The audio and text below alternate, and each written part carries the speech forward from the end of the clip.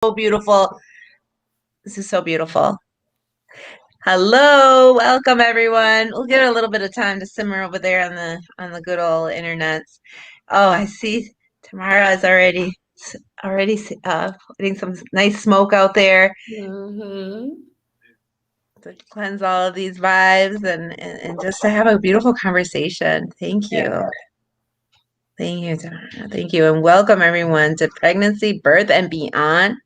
A community conversation with these amazing mujeres, madres, these women, these mothers, the vessels of so much life and so many generations, generaciones being represented here. And les doy un fuerte abrazo, a big hug to everyone. Welcoming to our talk today. It was inspired through this book and these conversations about Angela Garbes, Like a Mother, a feminist journey through the science and culture of pregnancy. I love everything about this book, especially the cover with the brown woman in the front, and it's written by a Filipino woman. So yes, I am very excited. If anyone knows me, I love books. I love reading and writing. And today I wanted to talk about this subject because it's real. It's very real, especially in Dane County. It's real. We are tasked with having, we are fortunate to be having the highest rate of infant Black mortality, perhaps even in the upper Midwest, for sure, of that instance. And through that, in the last 5-10 years, we have seen this amazing surgence of grassroots Black women leading the charge to these conversations, and Latinas are right here next to y'all, and we're like wanting to keep this space and have this beautiful conversation with everyone as well. And so, without further ado, I'm going to go around and introduce everyone. So first we have Tamara, as Tam's there, Tam's Thompson, and she is the co-director of Maroon Calabash. Am I saying that right? Yes? Am I saying it right? Nancy says yes. She's a doula that specializes in birth work with a reproductive justice lens. Okay, so she's very easy to find. We have a ticker in below here if you need to know how to spell her agency's name. We also invite everyone to go and visit their social media handles as well. We have Felicia Turner Walton. She's the CEO and founder of Healing Our Hearts Foundation. Thank you, thank you. And we have Nancy Ciaz, local Latina community mother and advocate as well for our community. Thank you so much for joining us. And if I am not introducing you completely as you'd like to, please feel free to also interject all of what you do in these spaces. Shanita Roche, she is the founder of Shades of You, Shades of Me, a maternal mental health agency. And I've had the beautiful pleasure of knowing all of these women through social media activism and social justice work that, championing in voices that often aren't heard and often we don't highlight and so forth. So I'm really excited we're already getting some people saying, hey, ladies, to us out there. And to open up this conversation, I want to share, what do you guys think? Should I share with everyone the little piece that I shared with us earlier to kind of set the mood? So I was reading this today, the Like a Mother book, and there's on page 176, she's talking about about the body, about how she's having her baby, right? How she had her baby, she's taking care of her child. This is her first child. She's talking about kissing her child's face and stroking her feathery hair, and she inhales her baby's scent and taking long sniffs. And I remember so well that time period in my own life. But she talks about a little bit of what all of us have been talking about, perhaps in our own communities. And this is the generational parts of how our bodies as mothers are also conduits for the past and the present. Mm-hmm. And she says, it is as if our bodies were merging all over again. And yet there was a knowledge that we were totally separate now. And she's talking about her and her daughter, that while she depended on my physical body, she was not simply an extension of me. She was an individual, slowly revealing herself to me in snippets and flashes. There was both a thrill and a sting to the separation.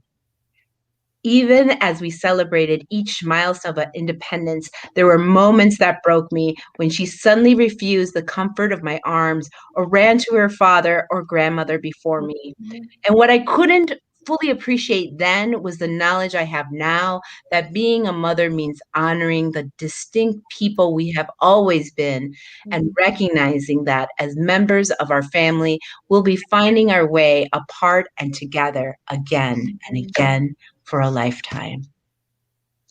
And with that, I open up this conversation to talk about the generations, to talk about how we are separating and combining over and over and over again. And one of the first questions we have today with us, one of the first questions that I proposed to everyone was motherhood.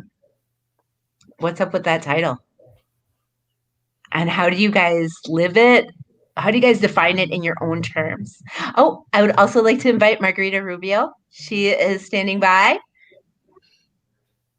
as a mother on the go. Latina mother who has been so instrumental in advocating for her child as well in all of the systems here. So welcome, Margarita, to this conversation. I hope were you able to hear us a little bit? Yes. Okay, perfect. So let's start with that first question. Motherhood. Yay, nay? What's up with that title? A lot. A lot is up with that title because you're wearing so many hats just to become a mom. Let's not even get into the momhood portion of that. I mean, just to become a mom, you're already wearing a lot of hats. I mean, you're being dedicated to go to your obstetricianist, retain all the information. Then, you're still, if you're already a mom, you still have to be in that structure of being head over household, being over little ones. It's just a lot in just becoming a mom, into transitioning into motherhood. And I know for me, I have 3 boys, and momhood says a lot because they are all individuals and their identities. I see some of that within me, and I question, was I such a bad person? What did I do wrong? And what did I do right? So momhood is a lot, and however you identify it in terms of your journey, that's what I would say. I don't know if it's a meme or just a joke, but someone said that motherhood is the toughest hood to ever live in. It's the hood. For me, I remember thinking, and feeling a little bit intimidated because my mother had 4 of us and her mother had 8 of them.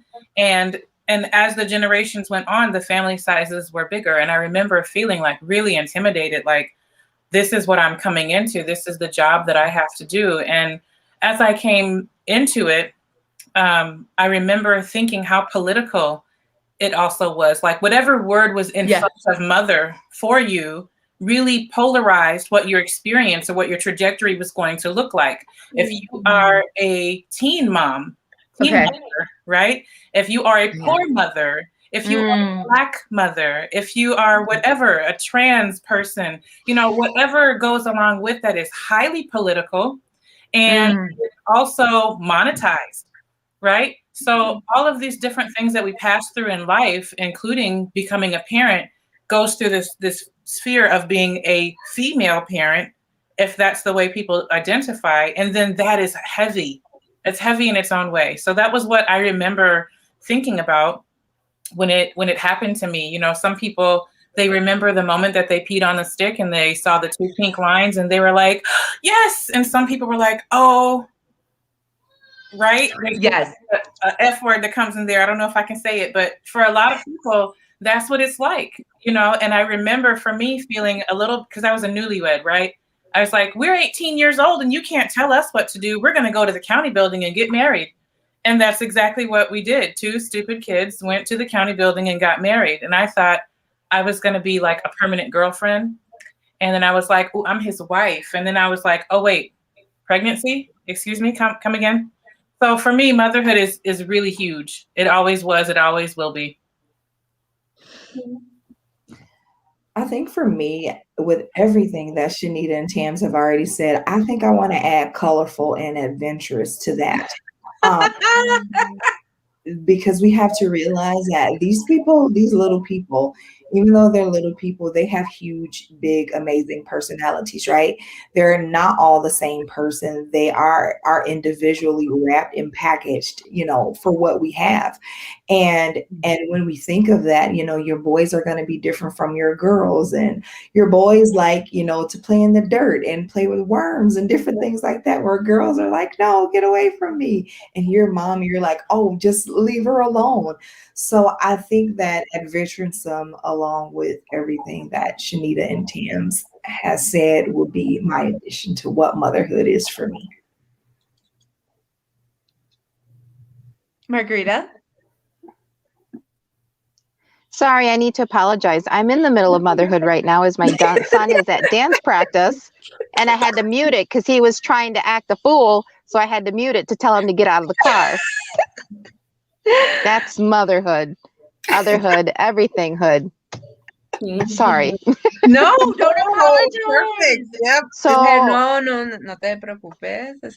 and You're so good. my journey with my son is a little different. I'm sorry, I want to apologize again because he was in the car, and sometimes you have one ear in one place and try to have the other ear somewhere else. My son has disabilities. He has several diagnoses, and he's had many, many challenges, and it's been very hard. I always tell people I am barely able to stand, bloodied and beaten down, but when something happens for my son, I'm there, I'm standing, I'm present, I'm advocating, I'm yelling, I may be swearing, but I am there. I am there for him. I'm giving all of myself for him, and it's a struggle, and everyone on the team for him, I always say it's like a family. You are his family, and we are working as a team. And my favorite saying is, we're going to stand around the campfire and hold hands and sing Kumbaya. And I'll tell you, if you don't know the words, I will sing them to you day and night until you learn every single word, because it's for that little boy right there, and you will do it because it's for my kid. Thank you so much, Margarita, for just, for being vulnerable, for showing us all of what the mothering and the hood part, like we were saying, that I think there's almost two parts, right? It's like the act of just becoming the mom when you get pregnant, and then the hood part is the whole life that is like the essence of all of what you were just saying and living. And so much love and heart to you as well, because I purposely wanted to invite you to this conversation, Margarita, because I see you championing on the Capitol for children with disability, allocation of funds on the state level. And so just wanted to really acknowledge that, and that, nobody pays us to be a mom. And in fact, in this book, they said that we lost something like $16,000 due to breastfeeding. I mean, oh my gosh, you didn't have to tell me. I knew I was going to be even more poor than I was already broke. This for surely was going to seal the deal for the rest of my life. I just kind of knew that. I mean, let's talk about that. Let's talk about the care. I was in a conference with Shanita just last week regarding multicultural care in our community, specifically as for Black and Brown women. We have women from Native American tribes. I was there. There was other women too, speaking about their experiences and so forth. So something I had, and we're gonna jump all around during this motherhood part. But why is having access to a doula important? Before we all came on live, we talked about a little bit about how back in the day. Okay, I'm just gonna be honest with everybody. I saw Nancy's picture on a flyer one day. I knew I was going to bring it up, Nancy. This is why, my only brown woman representation ever was at, was seeing Nancy's picture. And I knew who she was, kind of, but not really. Because I believe this was from your second kid, and I was having mine, but, he's a little bit older. So there's a picture of her pregnant. This is the first time I ever saw any Latina pregnant in a picture. in public, like not, and also not breastfeeding too. You were fully pregnant. So it's like, I've seen motherhood, but not represented with, yeah. So it was really important for me that day. And I remember going like, wow, wow, this is Madison. And we have a picture of a Latina here that's pregnant. So how is that doula, how is that representation? Say, even we were talking about doulas. Were our doulas Latinas? Most of my doulas were white. All of them were. All two of them were. I know that Tams is working on some. I'm working on breaking that glass ceiling, if box perhaps is a better word.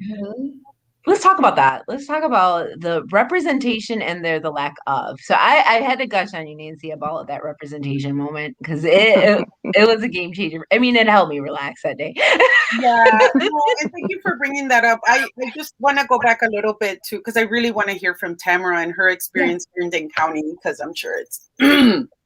But one of the things that I was thinking about with your previous question is, I agree with everything that you're all saying. For me, though, my journey for being a mother was, how do I break away from violent cycles that I grew up in?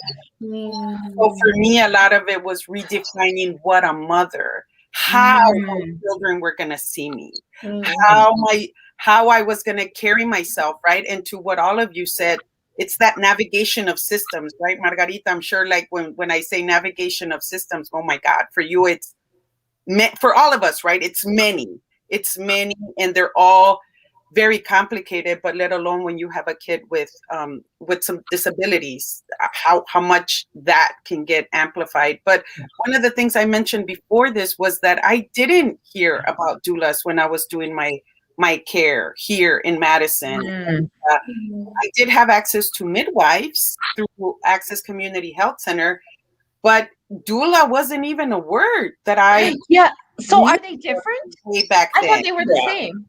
No. Are they? They're not. No, Oh my God. yeah.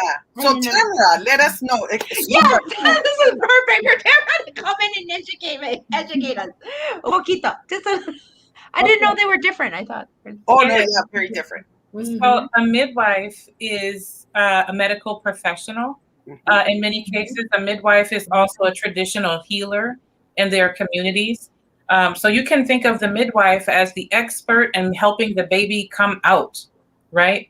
And the doula is there for emotional support, physical support, informational support, and really being present the whole time before the baby is born and after the baby is born. Whereas the midwife goes from house to house to house catching the babies. But you can imagine a birth scene.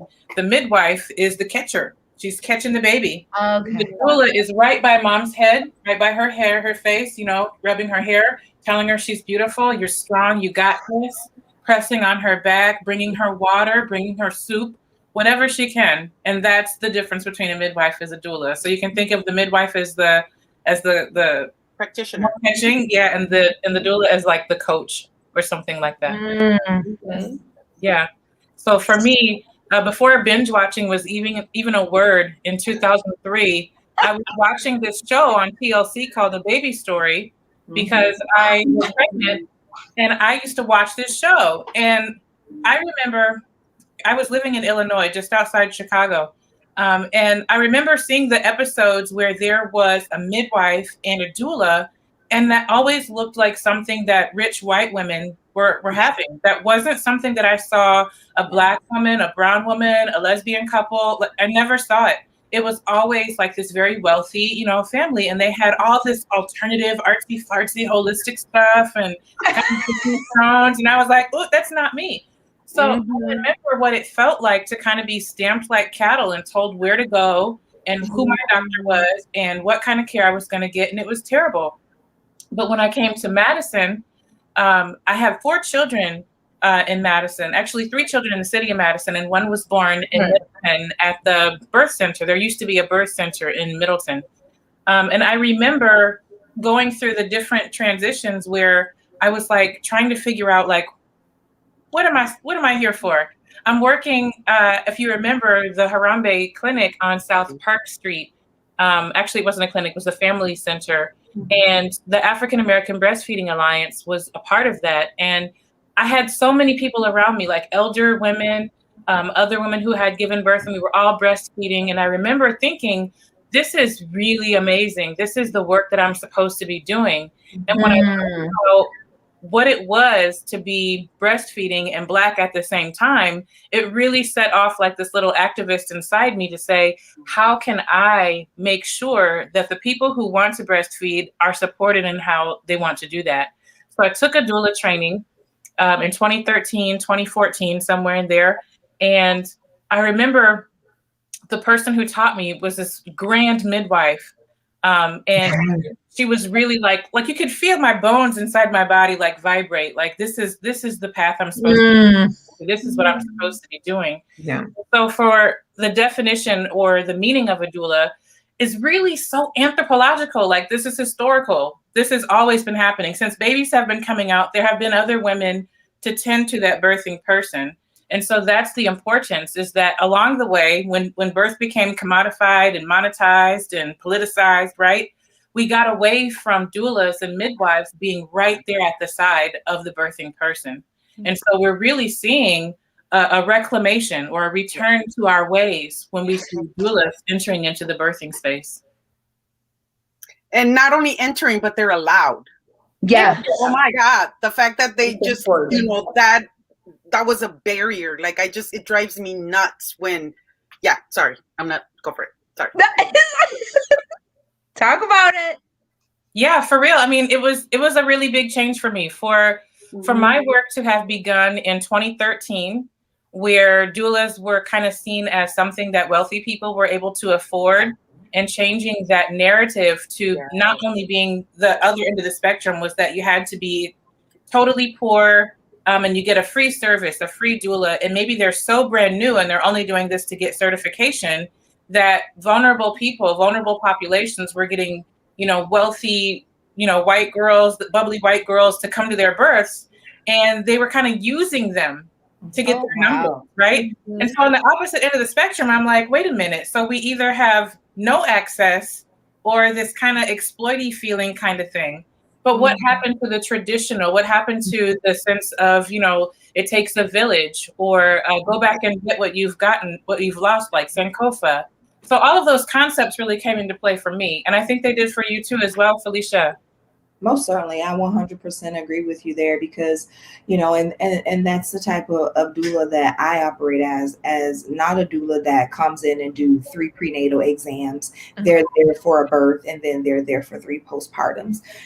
That work includes so much more. It's about being there, being available for the family, not just the mom, at the bedside. And even now, with it being more virtual, it is so much more important to get to know the family, because depending on your space, it may not be the opportunity for you to meet with that mom prior to going in. So that is us placing phone calls, text messaging, doing Zoom, doing Google Meet, however this mom would like for us to be present and show up for them. This is what we have to do. I mean, I was saying earlier how we're social workers, we're sometimes referees, we're caseworkers. We operate in so many different hats, because these are things, especially for doulas and doulas of color. As far as for myself, I think I can speak again for TAMS, but this is hard work for us. It's not something that we just do because it's a job, or it's something, or a way that we can get money or to work for ourselves. It's because we know what it's like to be mistreated in the healthcare system. And now that we have the knowledge, unfortunately, of knowing what that's like, we want to stand in those spaces for moms who may not know what questions to ask, or how to ask those questions to medical providers, or even for them to call and say, hey, there's something coming out liquid. I don't know what it is. What should I do? And we get to ask them those questions and say, we think you may need to go in. So it's so important, because you're not only building a relationship. That's where Tam goes back to saying that village. We are a village. We get to know these moms. We get invitations to birthday parties. We don't just stop that relationship because we've now completed their birth and we've done their 3 postpartum exams. It just doesn't work that way for us. And I think one of the things, Felicia, that just bringing it back to the book, Araceli, I think that's one of the things that I appreciated from the book that she mentioned. It's this doulas. Again, I feel like I missed out some in not having that person, because even though my partner was there, he was so emotionally invested in what was happening with me that there wasn't that neutral person, right, to keep it together and to keep it like, all right, you're doing good, you know, it wasn't there. So I think doulas have such a role to play when it comes to like, they're not working, because even though I had midwives, they were still working for UW, right? They were still part of a system. And they still, as much as they spent time with me, they would leave the room, right? True. There wasn't that continuous care that I needed, or I felt the support I needed. And me trying to have birth, looking at my partner and us freaking out, that wasn't helpful. I don't care how many classes we took. It just wasn't helpful. Again, because of that emotional investment he also had in what was happening with me. So doulas, the way she described it, I appreciate the way she talked about it in the book, because they're not, they're there to advocate for you, like Felicia, what you were saying, like that advocacy piece, because maybe the woman doesn't know what to ask for. It's too much. So it's like, this is where you can help and advocate for what she needs at that moment. Yeah, Absolutely. And if you can imagine how important it is to have a mom that may go into a medical facility, and this is a true story. A doctor tells her, we need to do an emergency C-section right now, immediately, right away. That's what happened to the author of the book. Yeah. Lo and behold, I have a doula. So her doula comes up, right? And now it's gone from this mom needing to have an emergency C-section to she's going home, to this mom actually ends up delivering a 9-pound baby. Okay. Oh, wow. You can imagine how it goes from, oh my God, the difference that my doula came in and the questions that she asked to stop this torture almost over again, because this was her experience with her first pregnancy. But to stop me from being tortured again, I'm okay if I have to have a C-section, but at least can you please give me the opportunity to even experience labor? I would like to know what that is.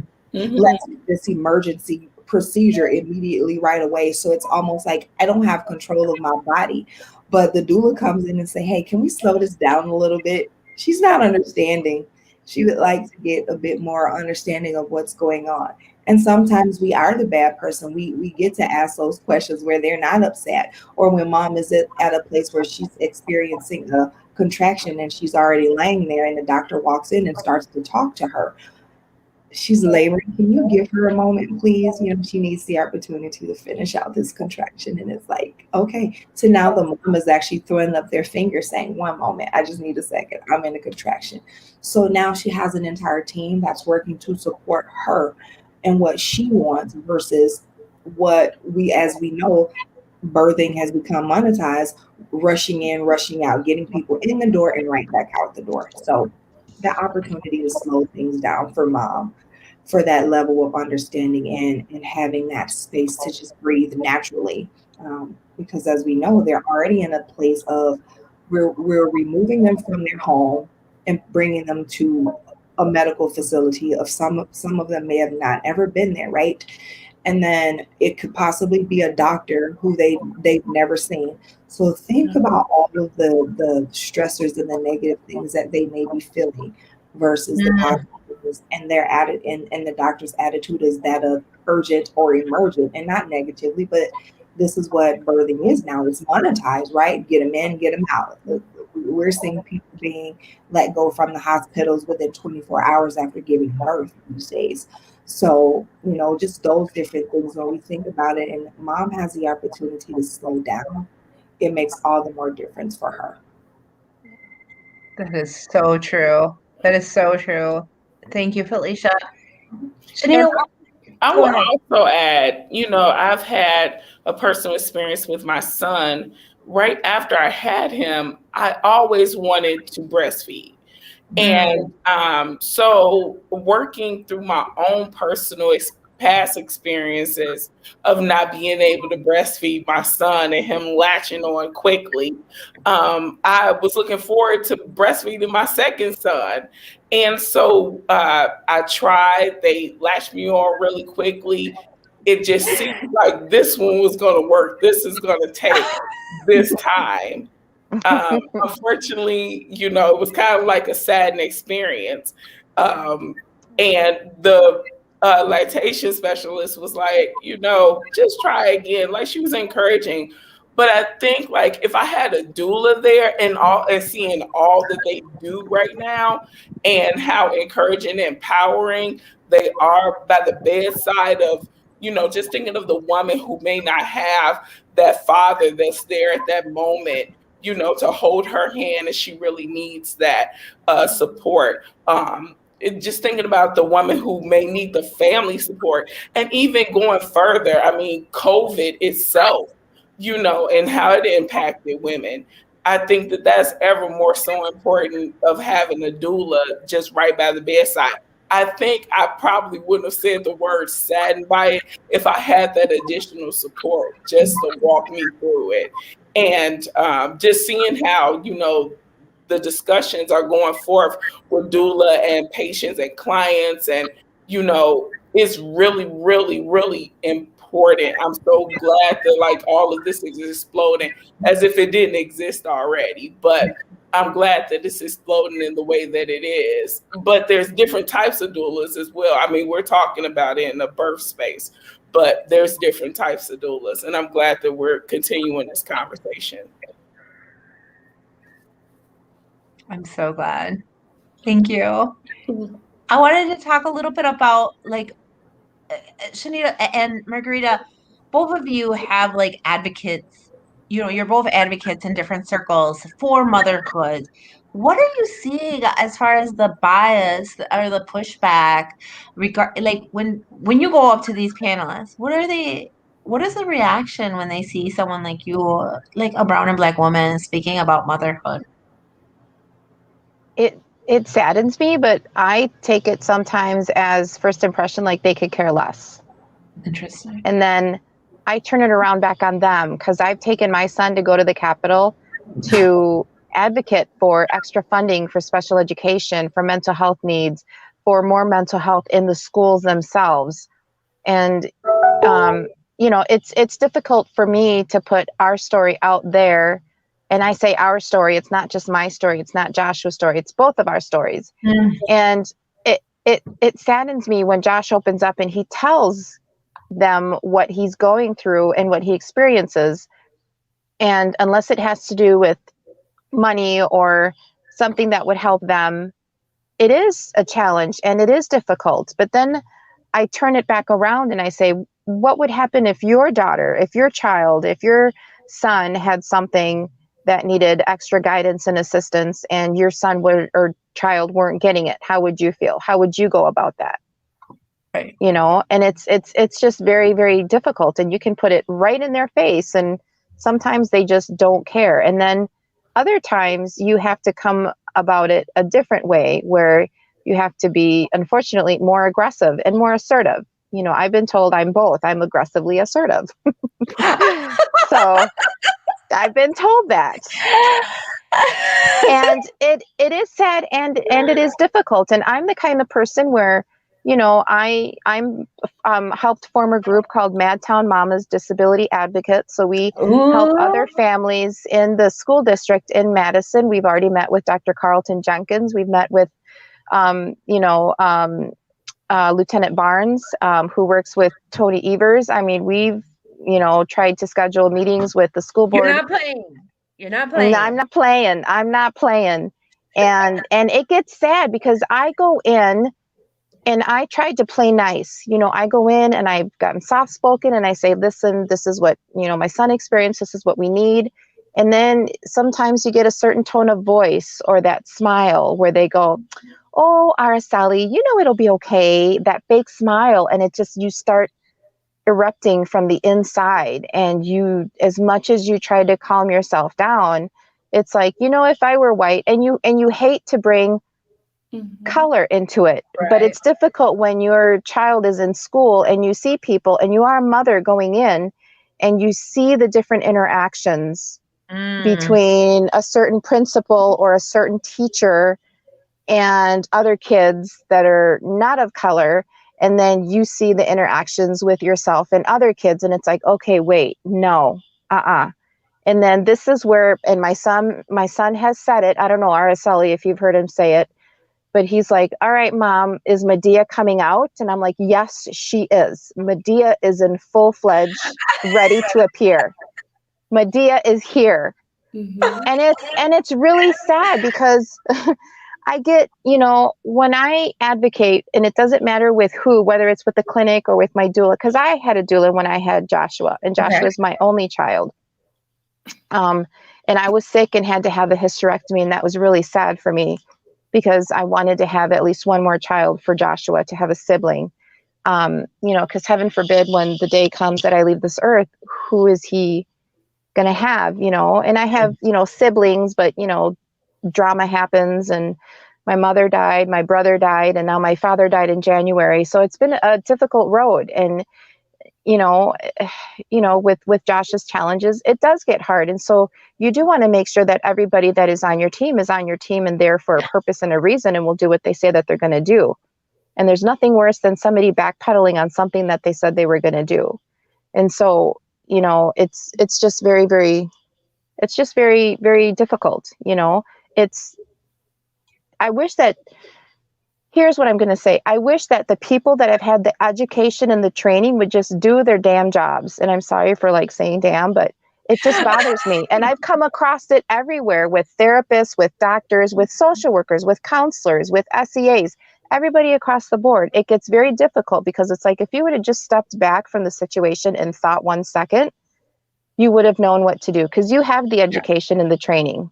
I just have common sense, and I think my common sense is better than your 17 years of experience under your belt, which people have thought to say to me, and that I don't have an education like they do in years of college. And it's like, well, I don't need all that to know that all you just had to do was this, and then it would have been resolved. So it just gets frustrating overall. And a mother's job is never finished. A mother's job, I can't even sleep. And even when I sleep, I start dreaming of, okay, what do I got to do tomorrow? This is what happened yesterday. How do we resolve what happened? It's just nonstop, I'm so hearing you on so many levels, Margarita. I love Sorry. it. I love it. Don't apologize. No. But you touched on something that I wanted to expand on a little bit, is it is you as a mother, your instincts. You're like, all I have is my instincts. You have the 17 years. You're the PhD doctorate. You're the, you guys are the officials. But I'm saying you got to own your instinct, if that's what you want to call it. But it's all of our instincts. It's all of the generations that go in that too. And she talks a lot about that in the book, is going from what her gut was telling her, and at times where she needed that doula effect, where she needed that support and didn't have it culturally or what have you. And that internally she had the knowledge to grow the placenta, which is a mega organ. And she talks about how all these great, beautiful things that, guess what? All that instinct, all that schooling will not make a placenta happen. It will not have an umbilical cord. Your body is so freaking smart that it did all of that to provide for this other living being.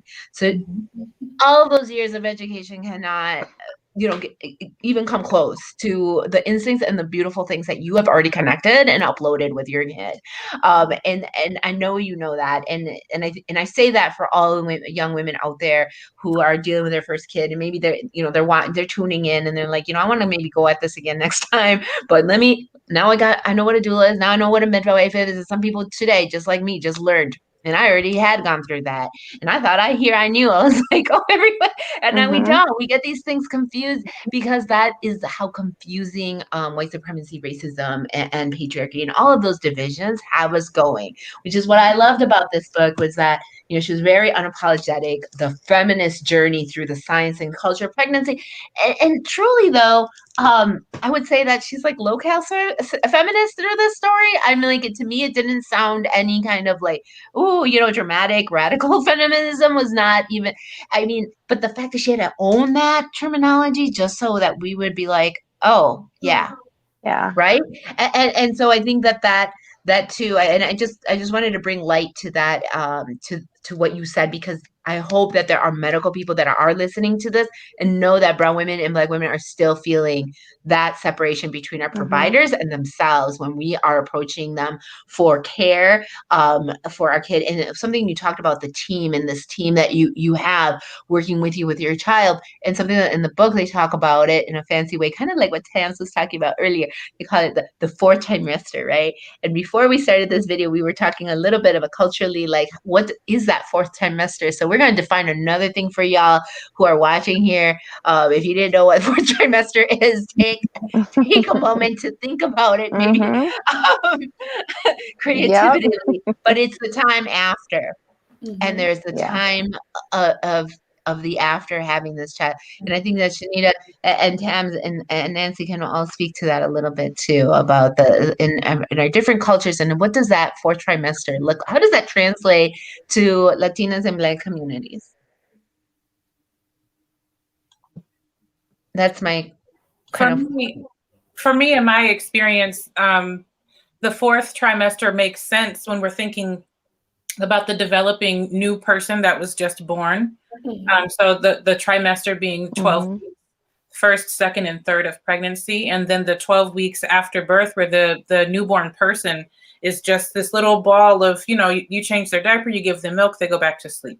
They might look around the room a little bit and they might be, excited about finding a hand, or they might find their tongue, and they're really going through rapid growth. So it makes sense in that part. But when I talked earlier about pregnancy and birth and motherhood really being politicized, that fourth trimester, that 12, is a myth, because our society does not support people being able to stay at home, work very little, not go out into the community. I mean, first, you have your baby on a Monday and they want to see you at the clinic on a Wednesday. And so if you have to carry the car seat, drive a car across town, or take a bus, or walk, or call an Uber, take a taxi across town, wait in a waiting room, and then carry your baby either up the stairs in the elevator, and then have your baby seen, and then go back home, how much rest are you getting? How much food, how much hydration are you taking in? And so those types of things, like Felicia was talking about before the call, it really does translate into a form of privilege. If that person can have that fourth trimester and have someone bring them soup while they're in bed, if they can get their rest in between taking care of their newborn.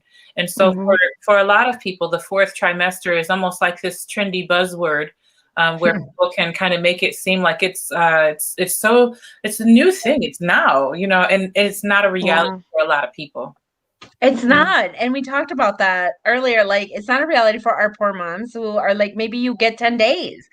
I knew a very close relative of mine that literally had 3 days, and she left the baby with the mother-in-law because that's her job. That she had to go back to work. And this is with someone supporting them. Okay. It wasn't like she was a single mom. This is with somebody supporting them. And neither of them could get off to properly care for their child. Yeah, sure. The onus is put on the birthing person, on the mother, to stay home and take care of yourself. But the society is not set up that way. Many people, if you work retail, if you work at a gas station, if you work fast food, you are expected to be back at work, or you're not going to pay your rent. And if you don't pay your rent, no one's going to feel sorry for you. And so for a lot of people, going back to work is within a week, within 2 weeks. And even culturally, like Felicia was saying, I remember being told that I better stay myself inside for 6 weeks because my pores were open, my body was open. Those were things that the elders in my family and my in-laws family were telling me as a young 21-year-old who had just had a baby. But in other cultures, particularly one in Morocco and another one that I know in Senegal where I visited, and another member of Maroon Calabashes from Kenya, about the first 40 days where the woman's body, they say that her tomb is open those first 40 days. And so if we're thinking about the delicacy or the fragility of that new baby, and also remembering that this person's body is going through transformation, the bones are closing, the body is healing, the cells, the hormonal soup that it made up in order to be pregnant, and all of those things, the blood being dispelled from the uterus, right? All of those things are happening. And if we as a society don't honor that, then what does that mean about who we are and how we value birth? Oh, we can't hear you. I don't know if you're muted. Sorry, in the at least the Mexican culture where I come from, and I saw Margarita nodding because we also have something called La Cuarentena, which is 40 days, which is interesting. And it'd be cool to do some research around what is the magic number around 40, right? But it's the same thing in terms of, again, and this is back, I'll say in the motherland, because I didn't experience that here. But you know how they take care of you, how you should be covered up, to all the points that that you made, because we are open, our pores, our ears, air can come in, dry our milk, cause us to have even more delayed healing, you know, if we don't take care of ourselves, you know. And my mother used to get after me and tell me, like, because I was in school, so I had to go back to school again because of the roles that we have to play around and the expectations of society for us to, you know, those timelines instead of our timelines. But it's very interesting how the richest society, the United States, talks a lot about children and motherhood and protecting, but yet none of the policies support that. There are no policies that support that at all. And so what's up with that? What's up with that? Anyway, I'm not going to go into it. Yeah. Else.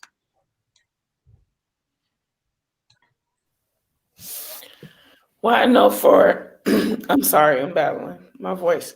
But I know for us, what we did in speaking to an indigenous community, they stated that in Wisconsin, that there is a midwife hospital, and they keep the culture, the original culture of the indigenous community, and how they keep the placenta and the umbilical cord intact for extended period of time because they understand the nutrients.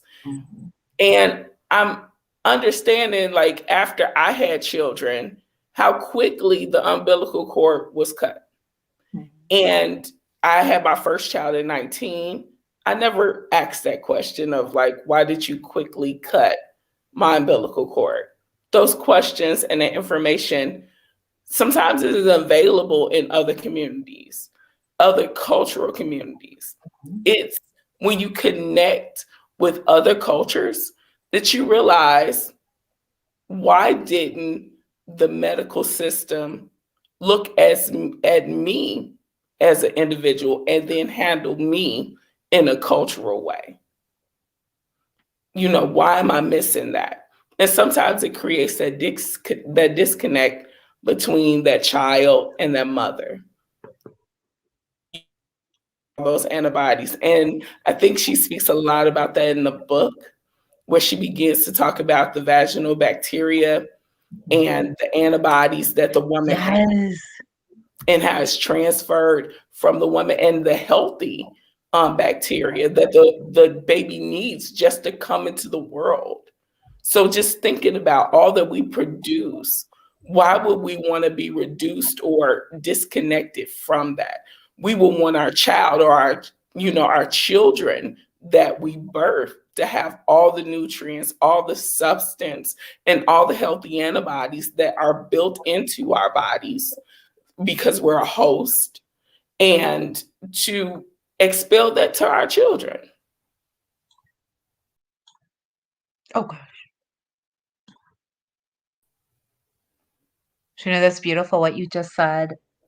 Why wouldn't we want to take care of our children in that way, in a deep way, and honor our women who are doing this as it is? For how many years haven't we been a target, you know, and still are? And how many years will that continue to? And if we want to make a tide on a different way, we need to start really focusing on the care that we give our Black and brown women in this country, and valuing life before it even starts, is what I'm hearing from you. And when I see behind you, it says devotion starts within.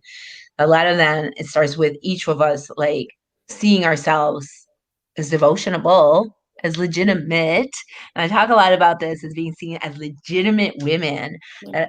That as women of color, we oftentimes don't see ourselves as legitimate women when we're in that very sterile way, and white painted, but also like whitewashed, right? Of this clinic where everything except for Nancy's picture.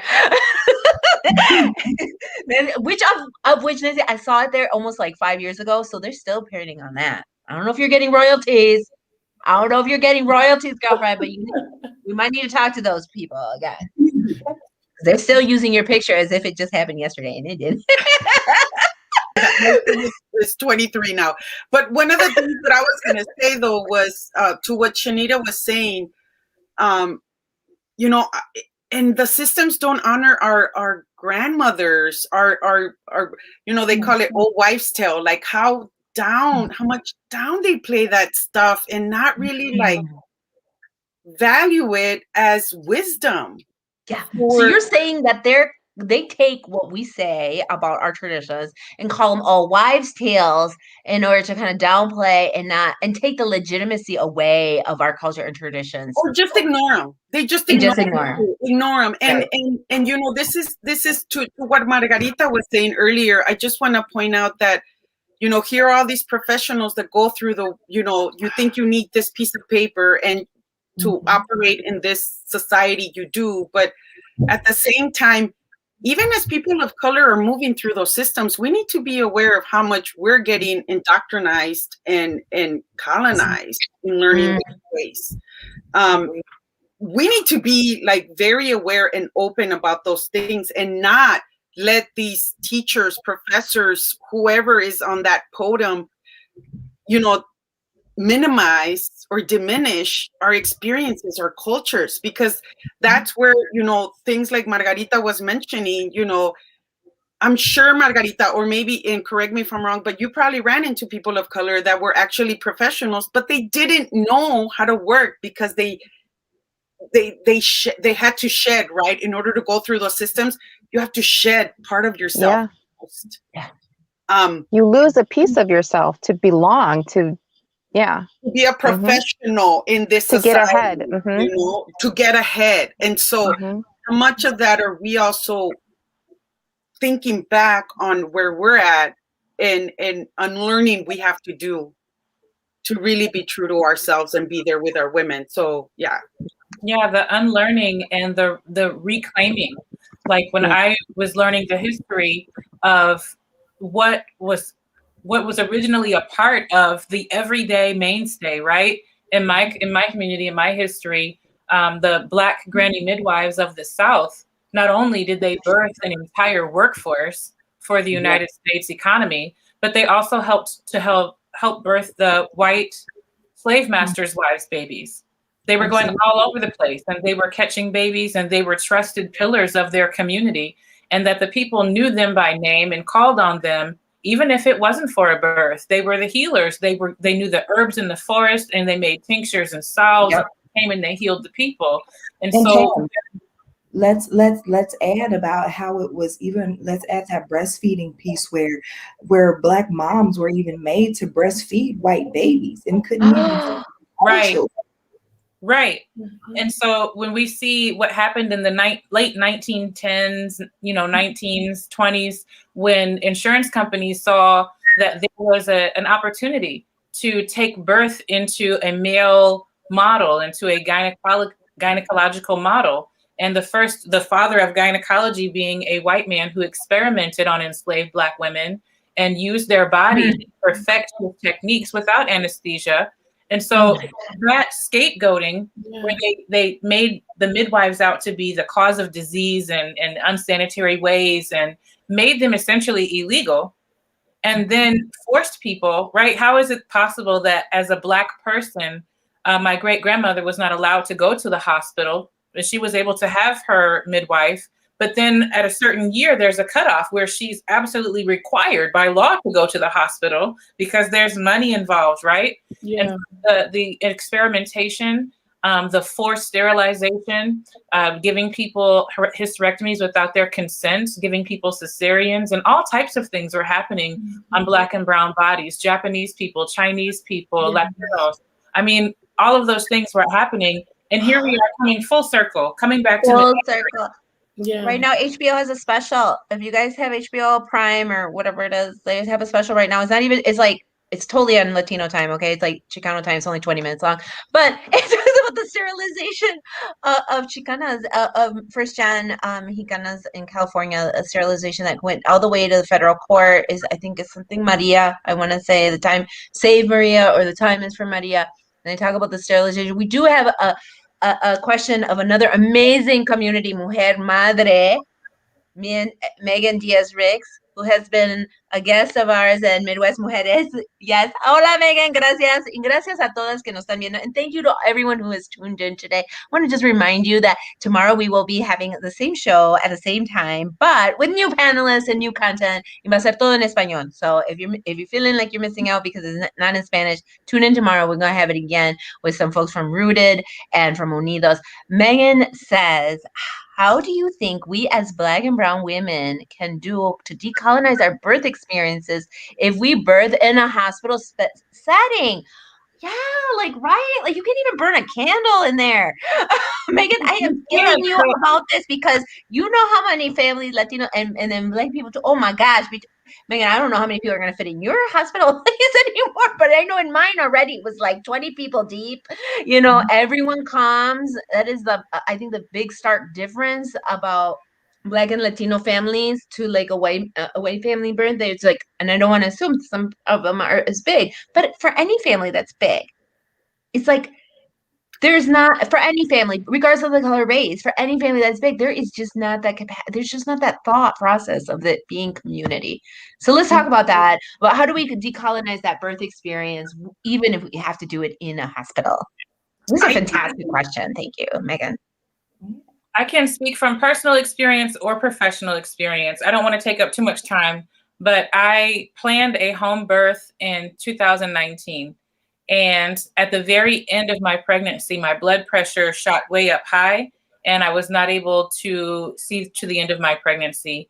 And so I ended up having to go to the hospital and be induced.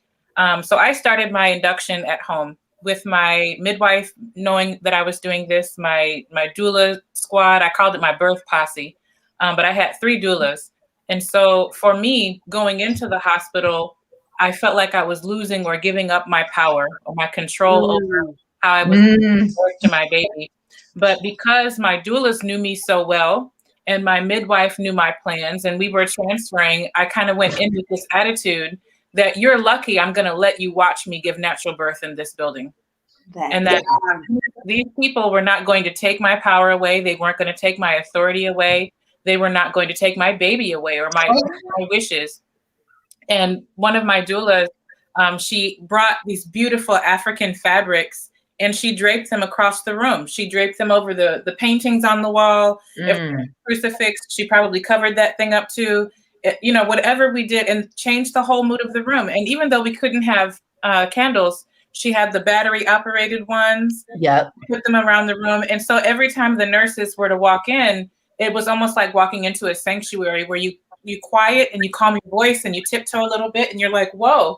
And I could notice how these nurses respected my birthing space because it was like that, because there was essential oil in the air. There was soft music playing. We did the lights, those types of things. That I had my squad, my people were there with me.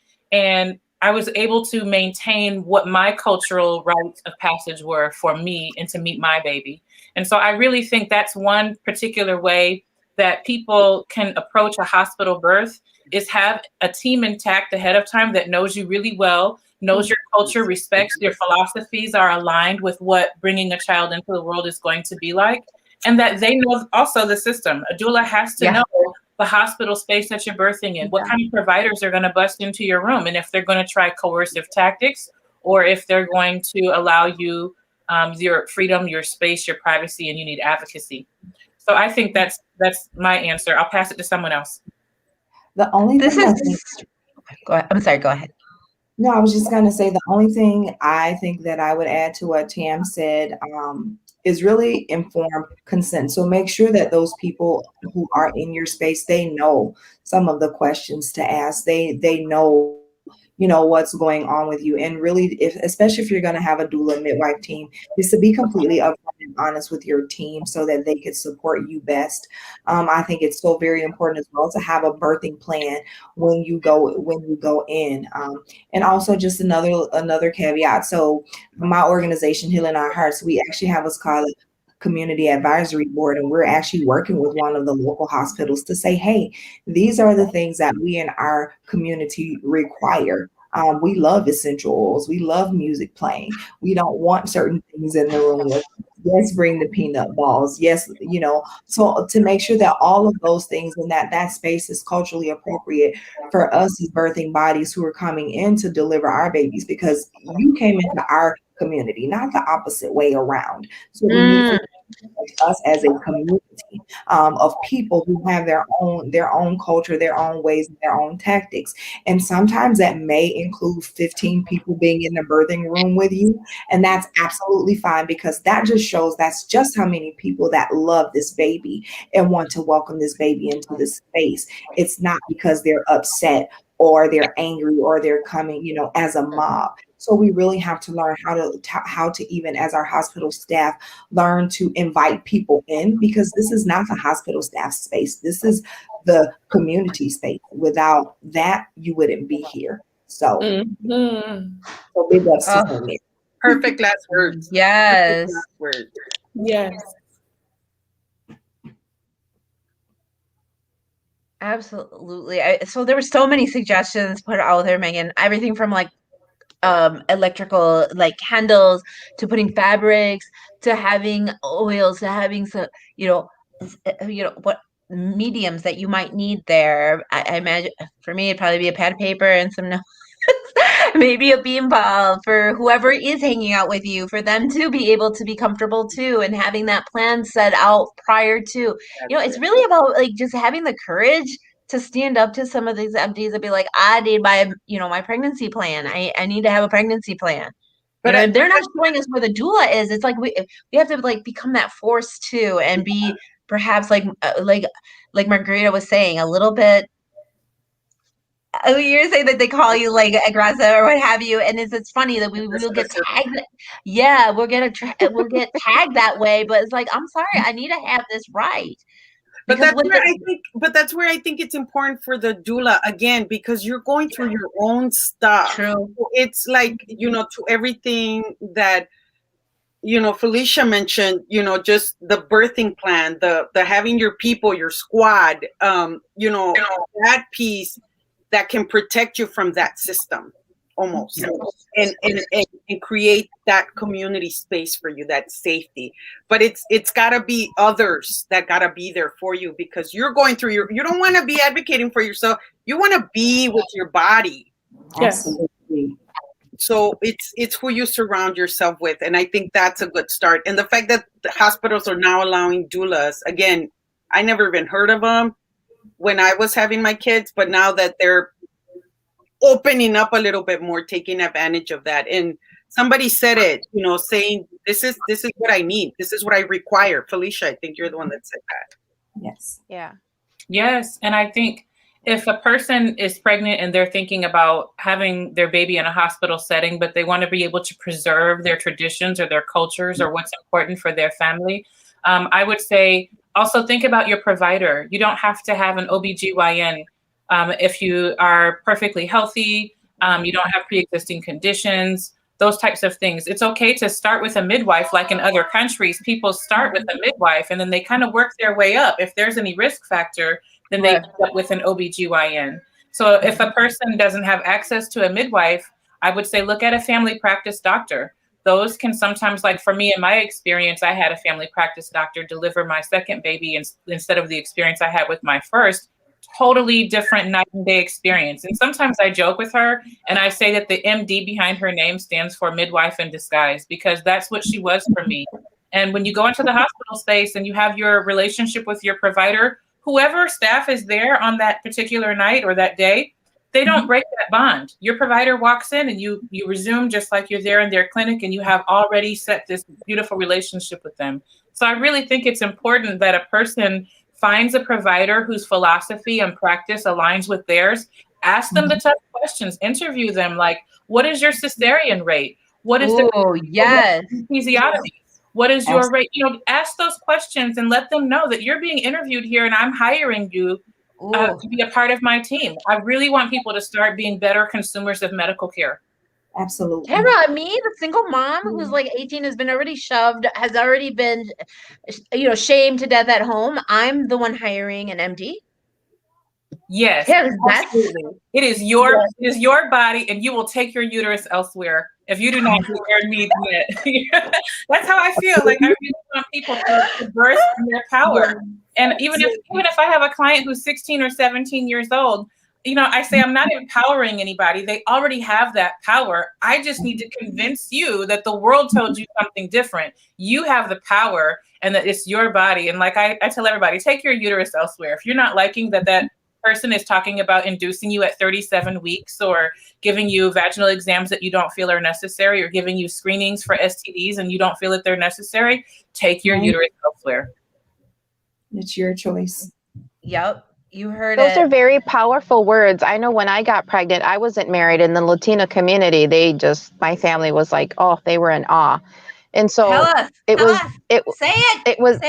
awful.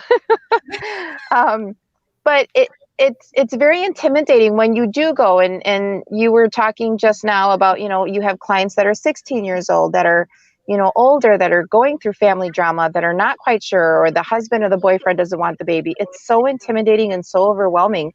And so for somebody that's pregnant watching this, those are very powerful words that hit me when you said, I'm going to take my uterus elsewhere. That sounds funny, but at the same time, it's like, okay, you are my doctor and you are working for me and I am interviewing you. And I never have thought about it that way. And I appreciate what you just said, because there are many people out there that are, easily, not easily, but, they're already going through challenges and hardships through their lives. And they expect these professionals to know what they're doing and offer the services that they have. But honestly, some people don't even offer any service, any extra things. And so you don't know to ask. And so I want to thank you for those words. Those are very good for people to hear. And I hope that they take that to heart. So thank you. You're welcome. I think a lot of times fear is across the board. Fear is on, sitting in the chair and then you're sitting there fearful because you don't know the right questions to ask. So fear is like in the room on both sides. And a lot of times I believe, especially being a Black woman, that sometimes my question, which I feel is simple, may be complex to them. So sometimes the response is that of fear that I may not get this question correct, or I may misunderstand what is being asked of me. So a lot of times you get the typical response. You get the general response. And it's not something that actually answers your question. But at the time, it may suffice. At the time, but that's a lost conversation. And I feel like a lot of times culture is lost. Just a general check in a box. Are you a Christian? Are you a Muslim? That's just a questionnaire, but you haven't answered my question. And you are the topic. The questionnaire is just a paper. You need to know me as a patient. You need to know me as a client. Yes. And the fear is, if I get to know you as a client, will I be able to address appropriately your needs? And what is that appropriation? And am I going to be able to refer you into the right spaces? Because sometimes your skin color, your background, your culture, your religion, your values, your traditions don't allow you the access to those spaces. So you're denied. Is access denied? But what can I give you right now to suffice your question? And because it's fear. And also, You want a provider that also is not just using the same tool out of this toolbox, because anyone who knows that if you operate on a person with the same toolkit, guess what's going to happen? Your tools are going to become rusty because you're constantly using the same tool as a toolbox. So I agree with Tams. You know, I could look at someone else who may be using another skill set, who may use other tools and mechanisms to address that which you can't. I'm not calling it that, saying that you're incompetent. What I'm saying is that you're not appropriate. You're not appropriate to answering my questions right now and giving me the answers that I need. And so I think you find that a lot in a culture, in cultural appropriations, in cultural competencies. You see that across the board. And it's as if we have to deal with it. Well, this is what the provider said. This is what the information that was given to me. This is, and you take it as if it's a golden scripture, but it's something that's so generalized. And so in bringing conversations such as multiculturalism into the maternal mental health space, or even into the behavioral health space, even into the doula space, is something that's necessary at this moment, because we don't talk about cultural appropriations, and we definitely don't have the representation to even do so. And we don't have medical providers who are even educating themselves on various cultures and traditions and birthrights and, you know, passages. We don't even have enough that are interested in that type of training. You know, the education is there. More people are rising up in ways of awareness and advocacy work and doula work and even policy, you know, but we don't have enough medical providers or even mental health workers who are interested in these subject matters to even bring it further, take it a step further, because we need policies to be made, you know, in these institutions in order for them to be changed. We need more different types of screenings of your mental health, cultures, you know, religion, so we'll know exactly who the individual is versus what the questionnaire says. Agreed. I'm just so honored and so extremely humbled by everyone's commentaries today. I just want, there's also another group that I have been flowing this video on, and it's a group of other Latina mothers in this community, and they just wanted to say thank you. They can't show their comments here on this, but we also wanted to bring attention that there is a prize, a door prize. Like, there's if you look in the comments when you're done with this video, and Tams, Nancy, Shanita, Margarita, and Felicia, por favor, go in there and fill it out. Let's get a raffle. We have a raffle door prize for everyone as well. Y'all will be getting the book as well. But people want to say saludos to everyone. Jolie says, motherhood comes with so much responsibility, but being a mother of color comes with a whole different definition of being protective. We protect our culture, our identity, our language, and the way the radical majority perceives our children and family, and we protect them from those things as well. Wow, this is so beautiful. Everyone's like, hello, ladies. Thank you for doing this. Thank you all so much for your beautiful words. The video form has been added onto the conversation at various places. So please, everyone gets the book, though. There's actually 2 forms in these chats. So please do all that. What any lasting words do we have for us mujeres who maybe had our kids 15 years ago, 20 years ago, who are like Tams right now, actively pregnant with a baby? Thank you. I really want people to see motherhood through the lens of like an ancestral rite of passage. And even though we have elders in the community and, you know, people in their 50s and 40s who might say, oh, no, I don't need to hear about birthing. I'm done having kids. There is such a village concept at play here, or the other concept of many hands make light work. That if every time you see a mother, every time you see a young family smile at them, encourage them, offer them help. If they live in your apartment complex or across the street from your house, bring them some soup. Put something in your crock pot and offer something. Yeah. That family deserves to be loved on by their community, because that's that ancestral thing that I'm talking about, that in that time when we were a people, we loved on each other and we shared our resources with one another. And I think that that's one of the things that everyone can do, is to think of some kind words to say to a young family, to a pregnant person, to a mom who's even got a 10-year-old. Just think of some kind words and share some encouragement. Beautiful, beautiful. Thank you.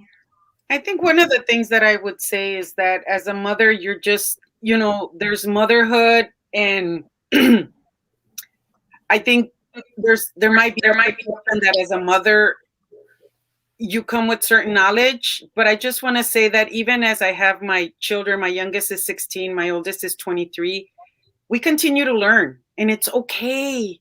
We're learning. We're constantly learning, and that's okay. So I appreciate what Tamara said, because there is knowledge that we can impart, but also we got to be open to knowing and just letting people know we don't have all the answers, and we're still figuring it out, and we're still learning.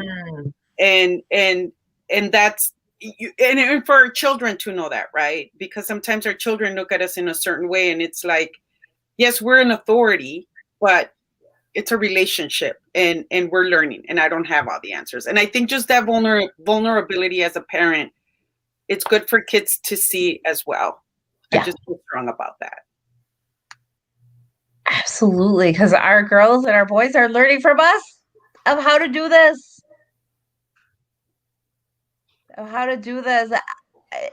And later on, we'll have some resources. Perhaps we can put them in the chats later, of like how to connect with a doula, what questions to ask a doula when you're interviewing them. And like Tams was saying, you can take your uterus elsewhere. Shanita, last words for another Black or brown woman who is watching right now, who is perhaps just encountering her first weeks of going to the doctors and so forth. What kind of words would you have of wisdom for her? I think about what would I have said to my 19-year-old self, when I was carrying my first son. I would have said, do not be intimidated by this room. This is just a room, but you own the space. I would have said that to myself. Had I had the power back then to say that to myself. But now my 39-year-old self, when I walk in the room as a mother with my experience, I don't leave my experience at the door anymore. She walks in the room with me. So I'm not invited into the space anymore. I own the space now. So I say that and wish I would have said that to my 19-year-old self back then. So motherhood, yes, it may be a journey, but it's a beautiful journey. And when you travel through many days of time and many moments that you'll share in yourself, within yourself, and then you invest that into your child. And, sometimes it may seem like it's not growing, it's not sufficient, it is insufficient at the time because you don't see it. But the course that you'll take and the course that they'll take with you is that of oneness. And you teach them how to own the space as well. As you walk, they walk with you.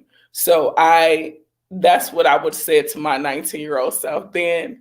And that's what I teach my 39-year-old self now. And that's what I invest in my kids. Woo! Thank you.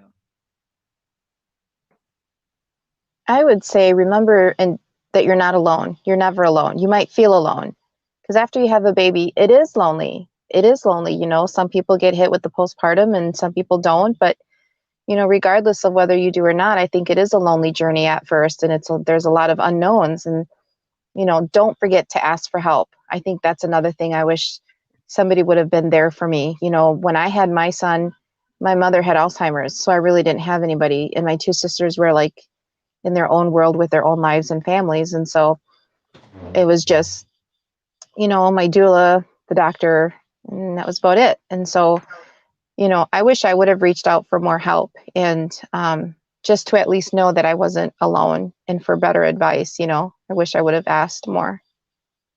But yeah. Thank you. I think for me, what I would say is, sis, you have been brought to this space. You have the infinite capability to bring life forth and into this world. You hold the power. It is up to you. Allow no one to control you. This is your birth for you and your baby, and how it begins and how it ends is solely your responsibility. Mm. You have the best Mhm. choice for you and baby. Oh, Felicia, thank you so very much for those words. You're right. All the power is there. Thank you, Margarita, for those words as well. You are not alone. And Shanita, again, thank you so much, because devotion starts within, as you say, and everything you've been saying is talks about that. And Nancy, thank you again as well for the advocacy that you got to speak up. You got to speak up and tell us what we want. And Hams, thank you so much for the education that you've provided and for holding space. Somebody said here, thank you, Tamara, for the empowerment, encouragement of words of wisdom. It is harder for immigrants with language barriers. Culturally, we do not have that opportunity to open up to our elders, to talk about how they feel about pregnancy, worries, trauma, sex taboos, and more. Thank you for the space to open up and talk openly about our feelings and experiences. Abrazos. Big hugs. Yes, it is difficult. And a lot of us here are first generations to our people in this continent, in this moment right now. And we are carrying all of our traditions. And if this is our home now, and, then home needs to start looking like our home, really. And take the space up to make that our home. And so thank you everyone for staying tuned. We have had some amazing women, shepherding and holding up space digitally with us. And yes, Tam says, write to your lawmakers and tell them to support and pay bills for maternity leave. Absolutely. Oh, we do have a winner. Okay, I'm going to bring in the woman that has been in the vaccines, and she's also a mother, and she has somebody to talk about this raffle.